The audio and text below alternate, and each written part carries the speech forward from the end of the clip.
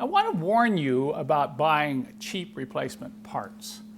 These tend to show up particularly on eBay, where they're so cheap that you just, come on, I'm really tempted. Hey, I got to admit, I'm just like any other guy. I like to save a buck, and I like to save lots of bucks, because sometimes the prices are so attractive on some of these aftermarket replacement parts that you just can't pass it up, right? You just can't pass it up. Well, recently I decided to take another look because I had a 300 SE with the M103 engine. I needed a distributor cap. This is the Bosch original here, and I thought, well, I've seen some of these cheap aftermarket ones advertised, so I went on to eBay and I bought this for $18. I go, wow, look, that's really cheap compared to 75 to 85 or even higher, depending upon where you buy the Bosch original distributor cap. So, you know, I was hoping, you know, we all hope, don't we? I was hoping, and when I got it, oh my word, I couldn't believe it. I'm thinking, come on, Ken, how many times have you been through this? You know, if it seems too good to be true, it probably is too good to be true. So I want to show you, this is an example. I've seen other parts, I've heard of other reports, and you just, I'm not saying that all aftermarket parts are bad. You know, some people say, I only buy genuine Mercedes. Well, a lot of people don't realize that a lot of these genuine Mercedes parts that are now made for their 30, 40-year-old cars are not made by Mercedes-Benz. They're sold by Mercedes, but they're made by some of the same companies that we get our quality replacement aftermarket parts from. And I'll explain a little bit more about that later. But right now I want to show you, I'm going to try to show you up close the subtle differences and some of the problems I ran into when I bought this very inexpensive distributor cap. Let me start by showing you the original Bosch.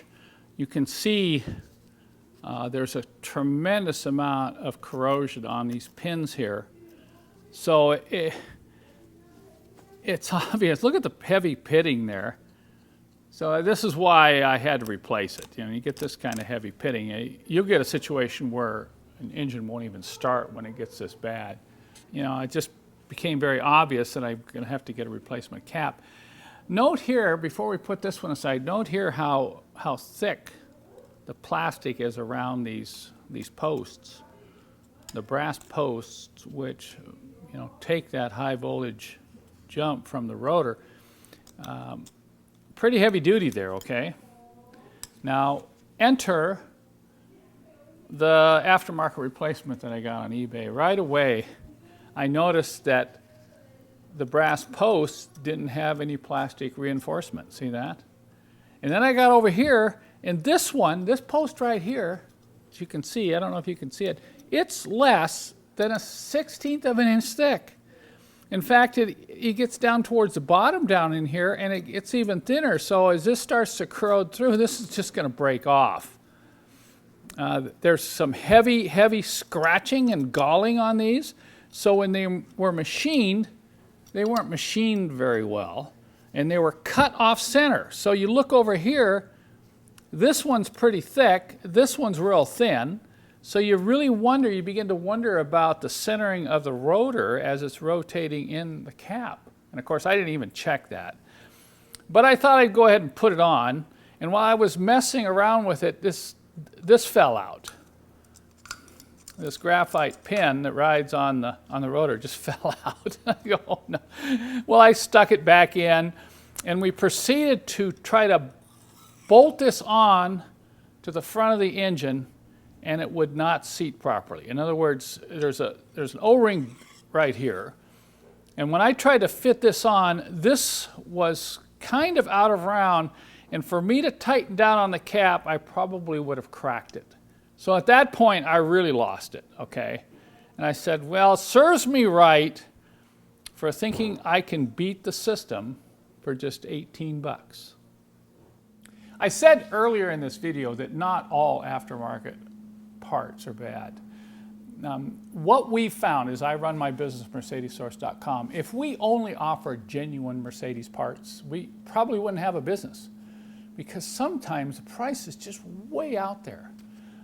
Here's an example.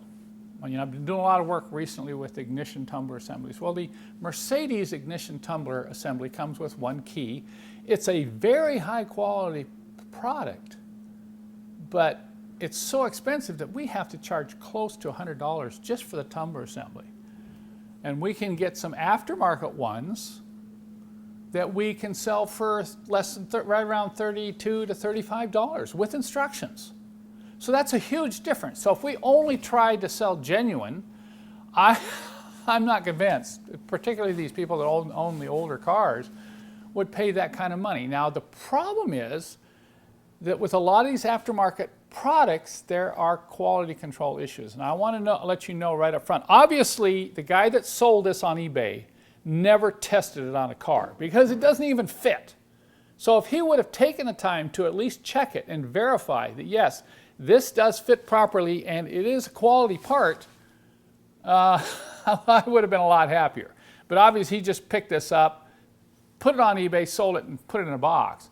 Well, what we do here at Mercedessource, when we get these aftermarket parts, we test the fit, and we actually double check them.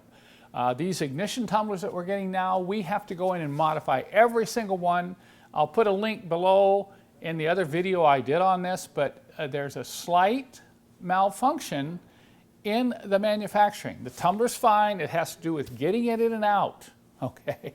So we take every tumbler that we get here, we put a key in it, we lubricate it, we test it, we make sure it fits in a lock, we make sure the release pin moves, and it comes out.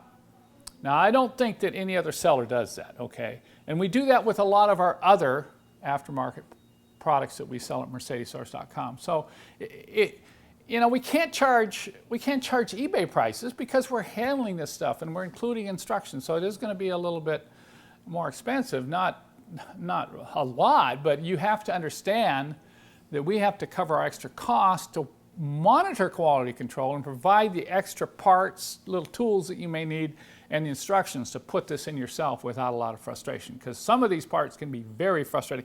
I can imagine how frustrating this would be for another person who got this, not even knowing how it can be really challenging to put on and then get it off and try to get this one on, particularly on a 190E 2.6 where you don't have a lot of room to work up front, and then to find out it doesn't seal down tight on the O-ring and the actual groove is out of round.